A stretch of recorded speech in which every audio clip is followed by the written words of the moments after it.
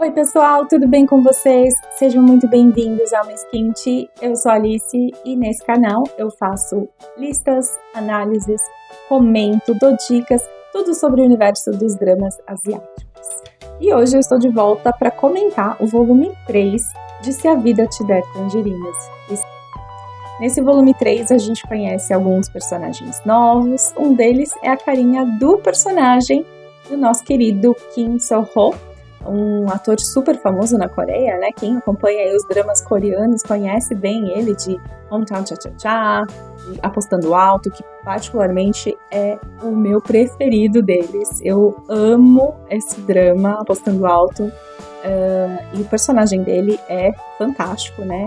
Um antagonista aí bem interessante, mas enfim, não vamos falar desse não, vamos falar de Se a Vida Te Der Tangerinas. E preciso comentar com vocês que eu quase não reconheci. Ele caracterizado para esse personagem ficou, eu juro para vocês que eu fiquei assim, será que é o Kim So-ho mesmo? Deve ser outro, não, ele vai fazer outro personagem. Não, era ele. Eu achei sensacional a caracterização e o personagem em si é um personagem bem interessante, né? E aí a nossa querida Gyeom-yeon conhece o personagem do Kim So-ho enquanto ela mora em Seul. Ela arruma um lugar assim bem ruim, né? Bem péssimo para morar, porque ela não queria colocar mais um peso para a família, né? A família que vendeu a casa, vendeu tudo para apostar nos estudos dela, né? Apoiar aí os objetivos e sonhos dela, não só dela, como a gente veio falando aí nos outros vídeos, mas de toda a família. E ela não queria trazer mais esse peso para a família dela, mas é um muquifo, né, gente? Nossa senhora, e aquela subida me lembrou My Mister. Você assistiu My Mister? Quem assistiu My Mister vai lembrar aquela subida até a casa dela, onde ela morava com a avó. Nossa, me deu uma nostalgia, gente. A propósito, gente, no final do episódio 8, a gente tem a Gyeom-yeon no avião, chorando, né, indo pro Japão. Mas aí no episódio 9, e ao longo desses episódios, né, desse volume, até o episódio 12, nada é comentado sobre isso? Será que eu dei uma moscada? Será que eu pesquei em algum momento? Ou realmente eles não comentam, porque a história vai e vem no passado, né? Passado, futuro, enfim. Não sei. Ficou por isso mesmo? Ou eu presumi que ela foi, né? Estudou, fez tudo que ela tinha que fazer lá no Japão, voltou e tá tentando a vida em Seul. É isso, vocês entenderam dessa forma bem? E aí, enquanto ela tá morando em Seul, ela conhece o artista, né? Personagem do Kim So-ho. Se não me engano, eles se conhecem no trabalho, né? Ela tem um trabalho num cinema e tal, e ele é um artista que faz os painéis lá do cinema. E ele é um cara bem quieto, introvertido e tal, e eu acho engraçada a relação deles, né? Que ela fala pra ele assim, se você fosse meu irmão, eu ia te bater agora. E dá pra ver que ele começa a ficar caidinho por ela, né? Ele começa a se encantar com o jeito dela e é bem bonito de assistir. E aí a Gyeom-yeon tinha um namorado, né, que era o seu primeiro amor, que, assim, eu confesso que eu tava torcendo por ele, gente. Assim, ele gostava muito dela, né, ele amava ela, e ela também, claro. Mas aquela mãe dele, gente, no episódio 11, nossa, respira fundo pra lidar com uma pessoa assim, né, que mãe egoísta. Assim, gente, ela não podia ceder um pouquinho em nome da felicidade do filho dela? Porque afinal de contas, a Gyeom-yeon nem era tão ruim assim, né? O único defeito, entre aspas, e a gente coloca entre aspas mesmo, dessa garota, ela vive de uma família simples. Porque ela tinha berço, ela tinha valores, ela tinha ética, moral, ela tinha tudo. Ela só não tinha dinheiro. Esse era o defeito dela, né? E, assim, tem aquela cena da Esun conversando com ela e ela fala, você entende?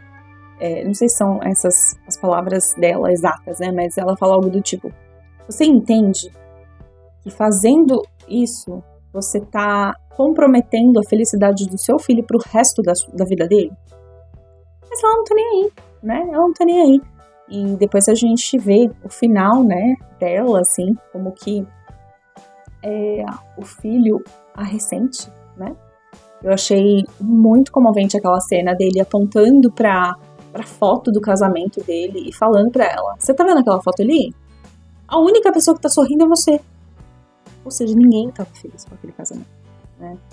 E aquele rompimento deles, né? Que levou um ano pra eles efetivamente romperem e no final, gente, ai, que cena triste. Ai, eu chorei muito, gente, muito mesmo. Como se fosse, assim, comigo, né? Me coloquei ali no lugar da Guilmion. Até ficou emocionada, porque eu acho que eu tô emocionada não só pelo rompimento deles, mas também aquela situação com a mãe e tal, né? Enfim. E aí no episódio 9, né, que ela vai, pós-término, que ela vai pra casa dos pais, gente, que fofinho. E aí os pais enchem ela de amor e carinho, a mãe dela faz as comidinhas preferidas dela, e ela dorme bem, ela come bem, ela faz tudo bem. Gente, e aquela cena do Guanxi indo acordar a Guilmion de madrugada. E ela fala, não quero acordar, tô cansada. Ele tenta mais uma vez, e tenta mais uma vez, e ela, não. Aí ele sai do quarto. E aí ela levanta, se troca, quando ela chega na sala, ele tava lá, sentadinho, esperando ela, né? E ela pergunta pra ele, como você sabia que eu ia sair do quarto, né? Que eu ia levantar? E ele fala, porque você é minha filha, eu te conheço. E aí eles vão assistir aquele nascer do sol maravilhoso, que eu acho, tem pra mim que aquilo não foi computação não, gente. Aquilo foi realidade, sabe? Eu acho que eles realmente, a equipe de filmagem, os atores, foram realmente pro mar, de madrugada, assistir aquele nascer do sol. E que presente pra nós. Que presente, achei sensacional. Junto com essa cena, a gente tem a relação, né, do Guanxi com a filha, mais uma vez se fortalecendo ali, eles tendo aquele momento de qualidade, pai e filha. E, gente, todo pai deveria ter esse momento com suas filhas, sabe? Todos os pais, porque são nesses momentos que a gente fortalece o vínculo, né? E lembrando que os nossos pais são os nossos heróis, né? São os nossos... são aquelas figuras que a gente admira primeiro na vida, né? Então, eu acho muito legal que o Guanxi trabalha bem isso, né? Ele faz questão de estar presente na vida da filha, vai lá na faculdade visitá-la, e conversa com ela, dá pra ver que é um vínculo muito especial que ele tem com ela. E o instinto maternal que nunca falha, gente. A Esun liga pra filha direto, né, pra saber como que estão as coisas lá em Seul, e a filha sempre fala, tá tudo certo, você tá me atrapalhando, eu tô ocupada, papapá. Até um dia que ela tem aquele peso dentro dela, aquela angústia, aquele pressentimento, e ela pega as coisinhas dela, vai pra Seul, se depara com a filha morando naquelas condições, naquele lugar péssimo, né, naquele moquifo. E quando ela chega, a filha desacordada, ela encontra a filha desacordada por causa de um vazamento de monóxido de carbono, né? E aí o nosso querido Kim So-ho lá coloca ela nas costas e desce ladeira, né, pra conseguir entregá-la pra ambulância, a equipe da ambulância leva ela para o hospital, graças a Deus tá tudo bem, ela se recupera. E aí no hospital tem aquela cena hilária, né, da Guilmion e o namorado, o primeiro amor dela, discutindo, e a Esun acompanhando, e a enfermeira também não aguenta mais a conversa deles, e ele fala, não, a gente tem que se casar, você vem morar comigo, a gente vai morar junto, você vai sair desse lugar, e não sei o que, vamos... E ela tentando ali, né, argumentar com ele e tal.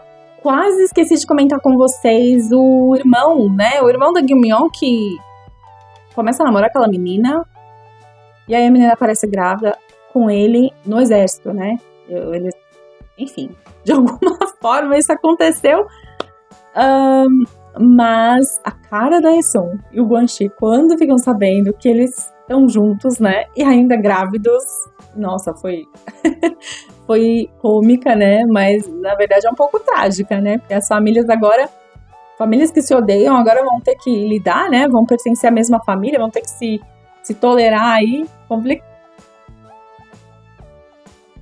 E claro, né, mais pro final a gente vê a Essun visitando a avó, que já tá bem idosa, né?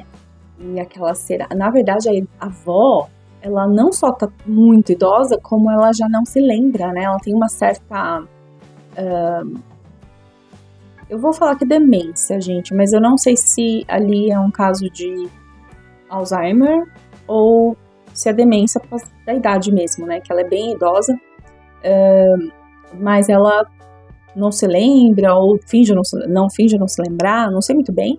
E aí, mas ela se lembra da neta, né? E aquela cena delas conversando sobre quando a avó fala pra ela assim, eu sei como é a dor de perder um filho. E aí Essun começa a chorar e deita no colo da avó e chora e tal. Foi uma cena bem comovente e vocês podem ver que eu já tô ficando emocionada porque eu sou assim. Me emociona até de contar. Mas foi bem comovente. E logo depois ela falece, né? E aí tem uma cena do casal, o Guanxi e a Essun, ali próximo ao túmulo dela. E conversando e tal. E eles, nesses momentos de morte, a gente começa a refletir muito sobre morte, né? A gente começa a pensar o valor das pessoas, o quanto a gente às vezes não aproveita o tempo que a gente tá com as pessoas, mas eles estão ali falando, pensando, tipo, o que vai acontecer com a gente, se a gente tem que morrer junto, né? A gente tem que morrer junto porque o que vai acontecer se um de nós for primeiro? Como que o outro vai sobreviver? História, né, gente? Que história maravilhosa! É uma história que aquece o nosso coração, tem aqueles altos e baixos da vida, né? A vida como ela é, a vida real. E preciso falar desse elenco. E que elenco maravilhoso, todos. Desde o elenco principal até o elenco coadjuvante e o elenco de apoio, todos eles brilharam. E eu quero muito comentar, já devia ter falado isso no outro vídeo, quero muito comentar com vocês o quão sincronizada foi a atuação do Park Hae-jun e o Park Bo-gum e a Moon-soori com a IU. Porque dá pra acreditar que a personagem Essun mais jovem com a IU e a personagem Essun mais velha com a Moon-soori são a mesma pessoa. Ela pegou os trejeitos da personagem pela IU, que a IU foi a primeira que fez, né? E o Park Hae-jun também pegou o jeito Guanxi do Park Bo-gum. Eu achei isso incrível, gente. Dá pra ver, é sincronizado o negócio. O jeito de se expressar, o jeito de olhar, o jeito de andar, tudo. Achei fantástico, assim. Sensacional, não tem nem o que dizer. É só aplaudir mesmo. Mas é isso, gente. Próximo vídeo vai ser a reta final dessa história. Que eu já tô com saudade, já tô. Mas quero saber de vocês o que vocês acharam. Comenta pra mim aqui embaixo as percepções, o que vocês acharam. Deixa um joinha pra mim nesse vídeo, se inscreva no canal e eu te vejo no próximo vídeo. Muito obrigada por ficar até aqui. Tchau!